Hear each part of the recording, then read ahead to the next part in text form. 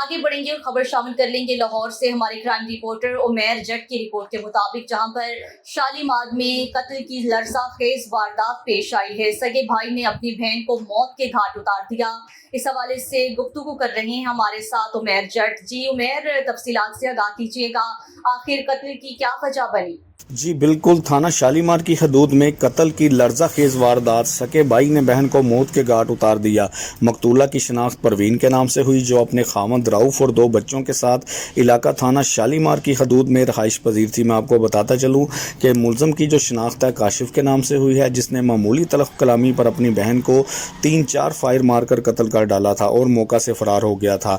Police की बारी नफरी forensic टीमें मौका पर पहुँच गई हैं और लाश को अपनी तहवील में लेकर पोस्टमार्टम के लिए रवाना कर दिया गया है। SP civil line doctor Abdul Khanan भी जय वकुआ पर मौजूद थे।